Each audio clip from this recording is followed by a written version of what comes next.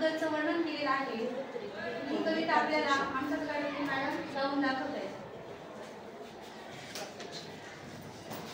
Madam मध्ये त्यांच्या पाठीमागे बघते चालेल बघा सगळ्यांनी आम्ही डोंगर राजाची पोरगळ स्वारीची आम्ही उघडी बोडकी बाळ परवरा माईची आम्ही उघडी बोडकी बाळ परवरा माईची घेऊ हाताव भाकर वर भाजीला भोकर घेऊ हाताव भाकर वर भाजीला भोकर खाऊ खडकाव बसून देव खुशीत ढेकर खाऊ खडकाव बसून देव खुशीत ढेकर खेळू टेकडी भवती पळची पोरं कळस व्हायची।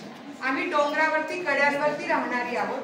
पोरं कळस व्हायची। सह्याद्रीच्या रांगा ज्या आहेत त्यातलं सर्वात उंच शिखर म्हणजे सह्याद्रीचं शिखर, त्याची आम्ही पोरं आहोत। आम्ही उघडी बोडकी बाळ परवरा माईची। आमच्या अंगावरती वस्त्र नसलं तरी चालते, रज्जा रक्षणापुरती आम्ही वस्त्र वापरतो, पण आमची आई ही कोण आहे तर आमची परवरा माई म्हणजे प्रवरा नदी आहे। तिच्या ह्या सगळ्या तिची माया, तिची सगळी आम्हाला जी माया आहे, प्रेम आहे, ती आम्हाला ही प्रवरा माई देत असते।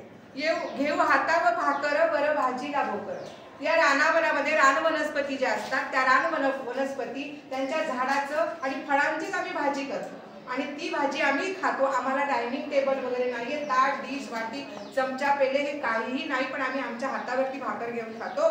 खाऊ खडकावर बसून देऊ खुशीत ढेकर। आम्ही खडकावरती बसतो पण ढेकर देताना अगदी खुशीत म्हणजे आनंदाने आम्ही ढेकर देतो। तरी सुद्धा लवचिक आहे आणि ही जी छोटी मुलं आहेत ती सहजपणे टेकड्या चढून जातात। वर पांघरू आभाळ किती सुंदर आहे की खूप मोठा व्यापक अर्थ आहे खरं तर ह्या वाक्यामध्ये।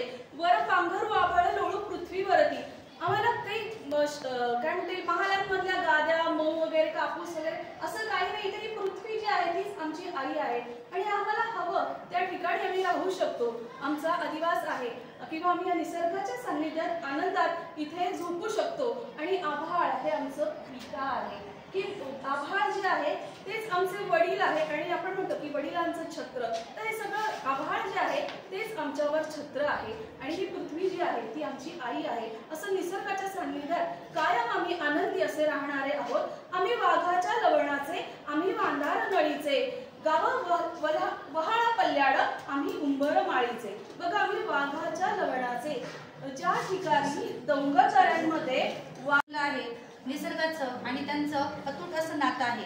आता यांचं सर्व जे जीवन आहे ते पूर्ण उघड्यावर असल्यामुळे त्यांना ऊन वारा पाऊस या सर्व नैसर्गिक आपत्तींचा सामना करावा लागतो आणि त्यामुळे सूर्याचं जे प्रखर ऊन असतं उन्हाळ्यामध्ये वगैरे, तर या मुलांच्या अंगावर वस्त्र नसतं। आपण याच्यामध्ये बघितलेले या चित्रामध्ये मुलं उघडी असतात, पूर्ण थोडंसं वस्त्र असतं आणि त्याच्यामुळे त्यांना उन्हाचा फार त्रास होतो। त्यामुळे सूर्याकडे बघून ते रुसून बसतात, मात्र चंद्राकडे बघून त्यांना फार आनंद वाटतो, कारण डोंगरदऱ्यांमध्ये रात्रीचं शीतल असं चांदणं पसरलेलं असतं आणि त्या चांदण्याचं जे काही वातावरण असतं अतिशय आल्हाददायक असल्यामुळे मुलांना आनंद वाटत असतो।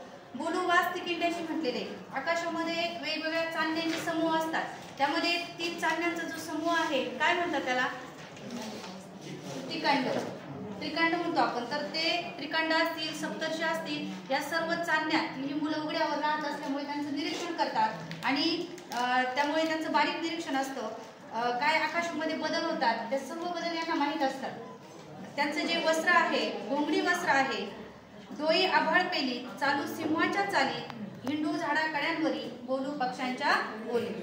डोई आभाळ पेलले काही आदिवासी लोक आहेत जे काही लहान मुलं असतात त्यांना लहानपणापासूनच त्या डोंगर दऱ्यांमुळे राहण्याची सवय असल्यामुळे त्यांचं जे शरीर असतं ते शरीर एकदम कसं असतं, एकदम त्या शरीरामध्ये लवचिकता असते। त्याच्यामुळे ते जे काही तिथं म्हटलेलं आहे त्यांनी, तर आम्ही जे काही डोंगर चढत असताना कशाच्या चालीप्रमाणे चढत असतो, सशाच्या चालीप्रमाणे आम्ही ते डोंगर चढत असतो। जाऊन डोंगर येऊन हात लावून गगना येऊ चांदऱ्या घेऊन। मग त्या डोंगरावरती चढल्यानंतर त्यात पल्ल्याड आम्ही उंबर माळीचे,